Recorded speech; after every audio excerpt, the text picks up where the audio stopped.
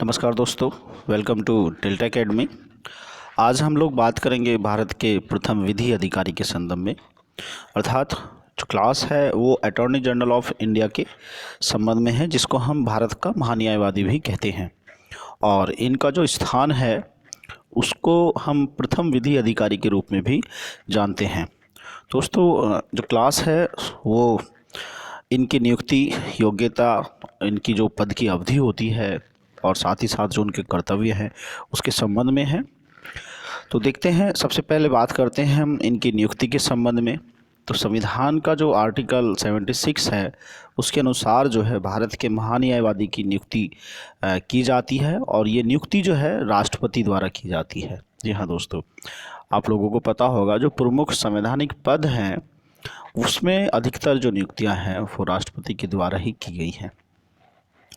दोस्तों, इस प्रकार की जो नियुक्ति है वो राष्ट्रपति तब करते हैं जब संघ का जो मंत्रिमंडल है वो सलाह दे, अर्थात इसकी नियुक्ति केवल जो संघ की कार्यपालिका है उसके जो मंत्रिपरिषद है उसकी सलाह के आधार पर जो व्यक्ति नियुक्त होता है वो भारत का महान्यायवादी बन पाता है। और इसमें आर्टिकल 76 है, इसको अच्छे से याद रखेंगे। इसमें ज़्यादा आर्टिकल का संबंध नहीं है, एक आर्टिकल 76 को इंक्लूड किया जाता है इसमें, और साथ ही साथ जो है कुछ बातें जो उनके पावर से रिलेटेड हैं वो 88 में आती हैं। तो 76 और 88 जो है वो महान्यायवादी या अटॉर्नी जनरल ऑफ इंडिया के संबंध में जो है प्रमुख आर्टिकल हैं। दोस्तों, इनकी जो योग्यताएं हैं, तो महान्यायवादी का जो पद है उस पर उसी व्यक्ति को नियुक्त किया जा सकता है जिसकी योग्यता जो है एक उच्चतम न्यायालय के जो न्यायाधीश होते हैं उनकी नियुक्त होने की योग्यता हो। अर्थात हम ये कह सकते हैं कि जो अटॉर्नी जनरल ऑफ इंडिया है वो वही व्यक्ति नियुक्त होगा जो सुप्रीम कोर्ट के किसी न्यायाधीश की नियुक्त होने की योग्यताओं को धारण करता हो। तो उसमें कुछ इस तरीके से बातें रखी जाती हैं कि 10 वर्ष का जो है उनको कोई विधि अधिकारी के रूप में उन्होंने कार्य किया हो, या फिर वो हाई कोर्ट से संबंधित जो है कुछ वर्षों तक जो है वो अपने पद को धारण किए हुए हों। तो इस प्रकार की योग्यताएं जो हैं वो सुप्रीम कोर्ट के न्यायाधीश के संबंध में रखी जाती हैं। तो ये योग्यताएं जो हैं भारत के जो महान्यायवादी है उन्हीं योग्यताओं को धारण करता है। अब हम बात करेंगे पदावधि के संबंध में। तो जो भारत का महान्यायवादी है वो तब तक पद पर बना रहता है जब तक हम ये कहें कि राष्ट्रपति उसे चाहे। और इस बात को हम ये कहते हैं कि जो अटॉर्नी जनरल ऑफ इंडिया है वो अपने पद पर राष्ट्रपति के प्रसाद पर्यंत बने रहते हैं। प्रसाद पर्यंत का मतलब ये है कि राष्ट्रपति द्वारा दिया गया प्रसाद, तो यह प्रसाद का संबंध जब तक वो चाहते हैं उससे लिया गया है। दोस्तों, इनके जो वेतनमान होते हैं है ना, वो इस प्रकार से ही दिए जाते हैं जैसे उच्चतम न्यायालय के जो न्यायाधीश होते हैं उनके समान। तो इसको भी आप लोग याद रखेंगे। अब हम बात करेंगे इनके जो कर्तव्य हैं, इनके जो कार्य हैं वो कौन कौन से, इनके अधिकार जो है वो क्या हैं। तो महान्यायवादी भारत का एक तरीके से सर्वप्रथम विधि अधिकारी है, और वह इस रूप में, जब हम प्रथम विधि अधिकारी की बात करते हैं तो वो इस रूप में कार्य करता है कि जब भी कोई भारत सरकार को विधि संबंधी जो ऐसे विषय होते हैं जिन पर सलाह देना हो, या फिर कोई विधिक रूप के ऐसे अन्य कर्तव्य हों जो राष्ट्रपति समय समय पर उसको निर्देशित करेगा या फिर सौंपेगा। तो हम इसको ऐसे भी कह सकते हैं कि जो महान्यायवादी हैं उनका जो प्रथम कर्तव्य है वो भारत सरकार को विधि संबंधी ऐसे विषय पर सलाह देना है जिसको समय समय पर राष्ट्रपति जो है निर्देशित करे या उनको सौंप दे।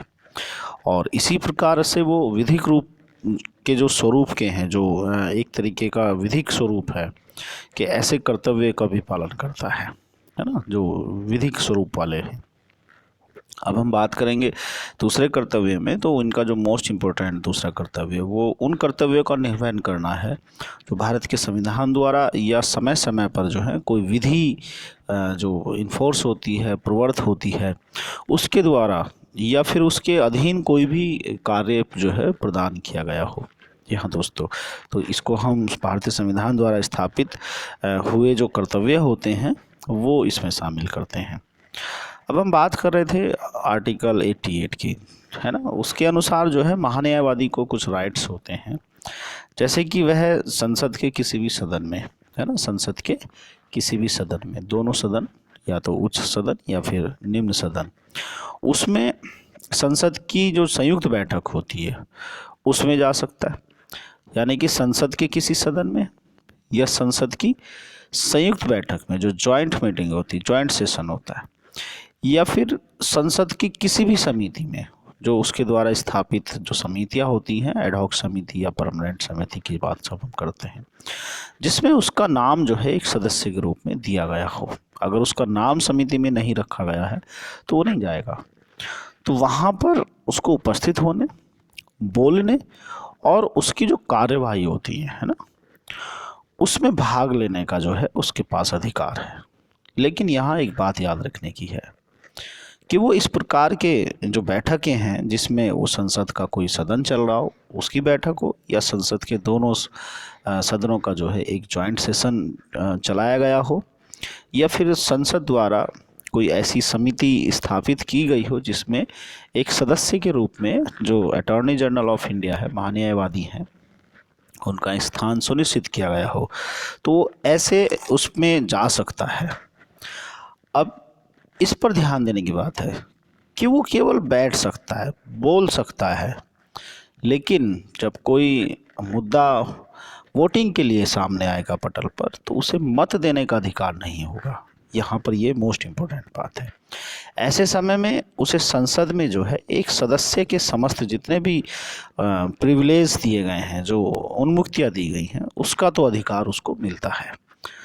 ये बात जो है, महान्यायवादी जो है वो मंत्रिमंडल का सदस्य नहीं होता है जैसे ब्रिटेन में था, तो हम इसको ऐसे भी कह सकते हैं। इसके अतिरिक्त जो है उसे अपने कर्तव्यों के पालन में भारत के किसी भी न्यायालय है वो उसमें सुनवाई करने का अपना अधिकार रखता है। ये बहुत मोस्ट इम्पोर्टेंट बात है। कई बार पूछा जाता है इनके संबंध में कि क्या क्या काम कर सकता है, तो वो अपने कर्तव्यों को पालन करने में भारत का किसी भी न्यायालय हो, कोई भी न्यायालय हो, उसमें सुनवाई का उसका अधिकार है। महान्यायवादी को अपने निजी प्रैक्टिस पर जो रोक की स्थापना है, ऐसा कुछ उसमें संविधान में वर्णित नहीं है कि वो जो निजी प्रैक्टिस है वो करेगा या नहीं करेगा, है ना। लेकिन यहाँ पर एक बात इम्पोर्टेंट है कि अगर वो निजी प्रैक्टिस करता है तो वो ये ज़रूर ध्यान रखे कि भाई भारत सरकार के विरुद्ध ना तो वो कोई सलाह दे और ना ही उसके विरुद्ध कोई वो वकालत करेगा। तो सरकार के खिलाफ अपनी निजी प्रैक्टिस को नहीं रख सकता है। तो इस प्रकार के जो अधिकार हैं वो भारत के महान्यायवादी से संबंधित है। छोटा सा टॉपिक है, और चूँकि पेपर की दृष्टि से एक टॉपिक है और छोटा सा टॉपिक है, तो इस प्रकार के टॉपिकों को सेलेक्ट कर लें और जल्दी से याद कर लें, ताकि आपकी ज़्यादा से ज़्यादा जो टॉपिक हैं कॉन्स्टिट्यूशन के उस पर आपकी पकड़ स्थापित हो जाए। इसी प्रकार की रोचक जानकारी के साथ मैं पुनः उपस्थित हूँगा। तब तक के लिए बाय बाय, टेक केयर।